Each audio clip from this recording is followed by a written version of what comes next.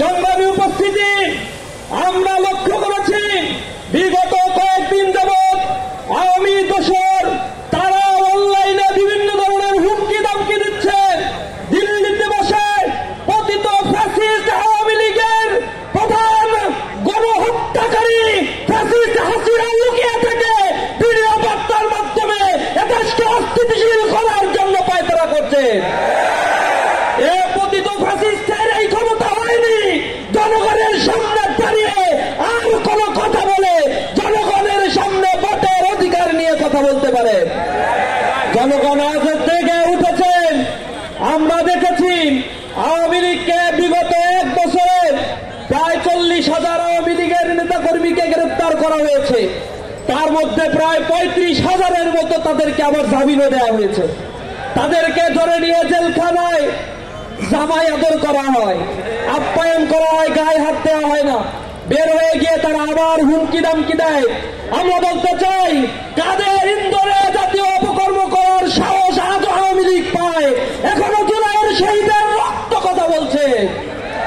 সংগ্রামী উপস্থিতি, আপনারা লক্ষ্য করেছেন একটা রাজনৈতিক দল তাদের প্রধান নেতাদের মধ্য থেকে যখন কথা আসে যে আওয়ামী লীগের বিরুদ্ধে যত মামলা করা হয়েছে, ক্ষমতায় গেলে তারা সকল মামলা নাকি উইথড্র করে নেবে।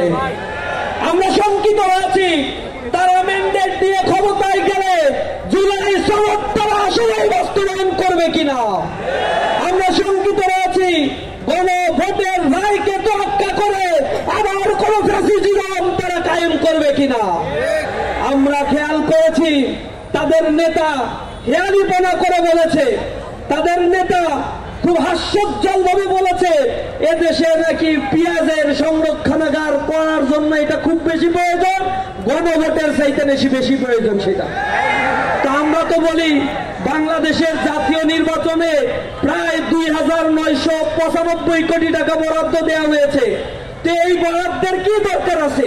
এই 3,000 কোটি টাকা এবার জনগণের মধ্যে এখনো পর্যন্ত বাংলাদেশে 30 লক্ষ বেকার আছে। এই বেকারদের মধ্যে ভাগ করে কর্মসংস্থান সৃষ্টি করলেই তো হয়। জাতীয় নির্বাচনের কি দরকার আছে? তারা তো ধরেই নিয়েছে তারা জুলাই সনদ মানে না, গণভোট মানে না, স্বাক্ষর করছে। এখন তারা নোট অফ ডিসেন্ট দিয়ে বসে আছে।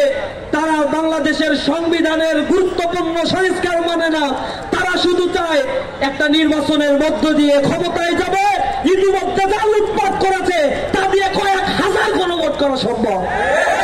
এই লুটতরাজ এইগুলোকে বৈধতা দেওয়ার জন্য তারা শুধুমাত্র তথাকথিত একটা নির্বাচনই চায়। জনগণ তাদের এই ফন্দি বুঝে গিয়েছে। আর জনগণ ফুঁসে উঠেছে, আওয়াজ তুলেছে, সর্বস্তরের জনতা কথা বলছে। আমার যা মনে হয় কিছুদিন পরে তারাই বলবে বাংলাদেশে ফেব্রুয়ারিতে নির্বাচনের কোনো অবস্থা নাই, আমরা নির্বাচন চাই না। এখন আবার জনগণ ফুঁসে উঠে এই নির্বাচনই করাবে। তখন তারা আবার বয়ান ছাড়বে আলুর দাম বেড়ে গিয়েছে, আলুর ক্ষেত্রে ভর্তুকি দিয়ে জাতীয় নির্বাচন দেওয়ার দরকার নেই পিছান। যখন বুঝে নিবে যে তাদের ক্ষমতায় যাওয়ার কোন স্কোপ নাই, সুযোগ নাই, জনগণের ম্যান্ডেটকে তারা আসলেই পছন্দ করে না। তারা চায় যত্রতত্র ক্ষমতা। তারা জনতাকে পছন্দ করলে জুলাই আন্দোলনে যারা শহীদ হয়েছে তাদের স্বীকৃতি দেওয়া, আহতদের স্বীকৃতি দেওয়ার জন্য জুলাই সনদের ভিত্তি এই বাংলাদেশে আরো 1 বছর আগে দরকার ছিল। সে আইনি ভিত্তির ক্ষেত্রে সবচেয়ে বড় প্রতিবন্ধকতা সৃষ্টি করেছে এই নব্য ফ্যাসিস্ট হয়ে ওঠার চেষ্টাকারী এই দলটি। আমরা তীব্র নিন্দা প্রতিবাদ জানিয়ে বলতে চাই, জনগণের পালস বোঝার চেষ্টা করুন। এখনো সময় আছে, বোঝার চেষ্টা করুন। নিকট অতীত থেকে শিক্ষা গ্রহণ করার চেষ্টা করুন, অন্যথায় ইতিহাসের রাস্তা করে আবার নিক্ষিপ্ত হবে। জনগণ জেগে উঠেছে, বাতাস বৈরী বইছে। আমাদেরকে তৈরি থাকতে হবে, একটা ডাকে আবার রাস্তায় নামতে হবে, নামতে হবে, জেগে উঠতে হবে, মাতৃকাকে আবার নতুন ভাবে সাজাতে হবে। সকলকে রাজপথে থাকার উদাত্ত আহ্বান জানিয়ে আওয়ামী লীগকে প্রতিহত করার জন্য আমাদের চেষ্টা অব্যাহত থাকবে। রাজপথে থেকে আমরা লড়াই করবো ইনশাআল্লাহ। সকলকে সেই উদাত্ত আহ্বান জানিয়ে আমার কথা শেষ করছি। আসসালামু আলাইকুম ওয়া রাহমাতুল্লাহি ওয়া বারাকাতুহু।